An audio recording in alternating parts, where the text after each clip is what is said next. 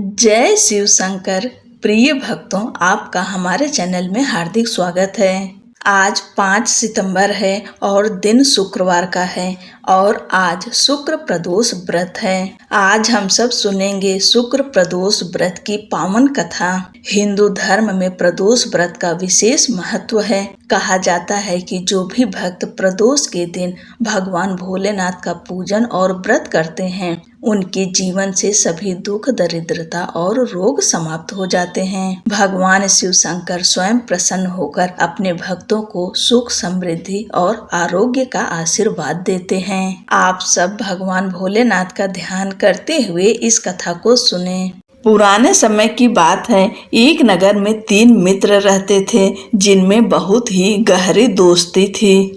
उसमें एक राजा का पुत्र, दूसरा ब्राह्मण का और तीसरा एक सेठ का पुत्र था। राजा और ब्राह्मण के पुत्र का विवाह हो चुका था, लेकिन सेठ के पुत्र की शादी के बाद गौना नहीं हुआ था। एक दिन तीनों दोस्त मिलकर स्त्रियों पर बहस कर रहे थे।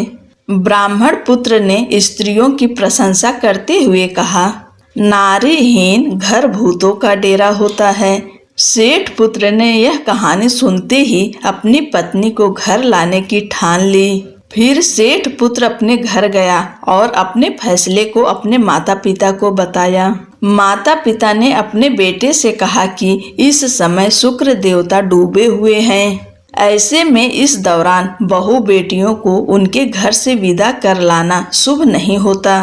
इसलिए शुक्रोदय होने के बाद ही अपनी पत्नी को उसके घर से लाना। लेकिन अपनी जिद के चलते सेठ पुत्र टस से मस नहीं हुआ और अपनी ससुराल जा पहुंचा।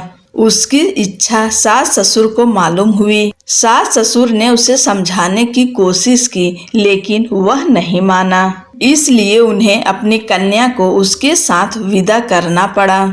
ससुराल से विदा होकर दोनों पति पत्नी बाहर निकले ही थे कि उनकी बैलगाड़ी का पहिया टूट गया और एक बैल की टांग टूट गई। पत्नी को भी बहुत चोट आई। सेठ पुत्र ने आगे बढ़ने की कोशिश की और तभी रास्ते में उन्हें डाकुओं ने घेर लिया और सभी सामान लूट लिया। सेठ का पुत्र अपनी पत्नी के साथ रोता पीटता अपने घर पहुंचा। इसके बाद घर पहुंचते ही उसे जाते ही सांप ने डस लिया। उसके पिता ने डॉक्टरों को बुलाया और उसे देखने के बाद डॉक्टरों ने कहा कि आपका पुत्र 3 दिन में मर जाएगा। इस बारे में ब्राह्मण पुत्र को पता चला तो वह सेठ पुत्र के घर मिलने पहुंचा। उसने सेठ से कहा कि आप अपने लड़के को पत्नी के साथ बहू के घर वापस भेज दो। ब्राह्मण पुत्र ने कहा कि आपका पुत्र अपनी पत्नी को शुक्रास्त में विदा कर लाया है, इसलिए ये सभी बाधाएं आई है। ऐसे में अगर वह वापस वहां पहुंच जाएगा तो बच जाएगा। सेठ ने ब्राह्मण पुत्र की बात सुनकर अपनी पुत्र वधू और पुत्र को वापस भेजा। वहां पहुंचते ही सेठ पुत्र की हालत सुधरने लगी और वह धीरे धीरे पूरी तरह स्वस्थ हो गया। ये शुक्र प्रदोष का ही महात्म्य था, जिससे उसे फिर से जीवन दान मिल गया। बोलो भोलेनाथ की जय। हर हर महादेव। अब और एक कथा का श्रवण करते हैं। एक प्रचलित पौराणिक कथा के अनुसार एक गांव में एक ब्राह्मणी रहा करती थी और उसके पति की मृत्यु हो गई थी। पति की मृत्यु के बाद ब्राह्मणी अपना पालन पोषण भिक्षा मांग कर करती थी। एक दिन जब वह भिक्षा मांग कर अपने घर वापस लौट रही थी तो उसे रास्ते में 2 बालक दिखाई दिए जो कि बेसहारा थे। ब्राह्मणी दोनों बालकों को अपने साथ घर ले आई और उनका पालन पोषण करने लगी। जब वे दोनों बालक बड़े हो गए तो ब्राह्मणी उन्हें लेकर ऋषि शांडिल्य के आश्रम में गई, जहां उसने ऋषि शांडिल्य से कहा कि वह उन अपने तपोबल से बताएं कि आखिर ये बालक कौन है। ऋषि शांडिल्य ने तप के बल पर पता किया तो वह चौंक गए, क्योंकि ये बालक साधारण नहीं थे बल्कि विदर्भ राज के राजकुमार थे।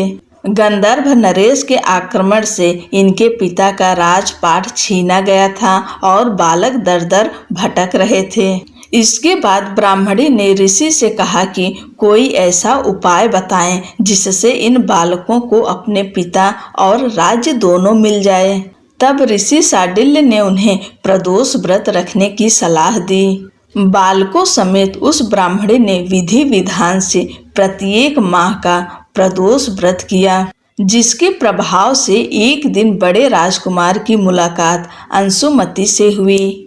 दोनों एक दूसरे को चाहने लगे। तब अंशुमति के पिता ने राजकुमार की सहमति से दोनों की शादी करा दी। इसके बाद दोनों राजकुमारों ने अंशुमति के पिता की मदद से गंधर्व पर हमला किया और जीत हासिल की, जिसके बाद उन्हें अपना सिंहासन वापस मिल गया और उन्होंने अपनी मां समान गरीब ब्राह्मणी को भी राज्य में एक खास स्थान दिया, जिससे उनके भी सारे दुख खत्म हो गए।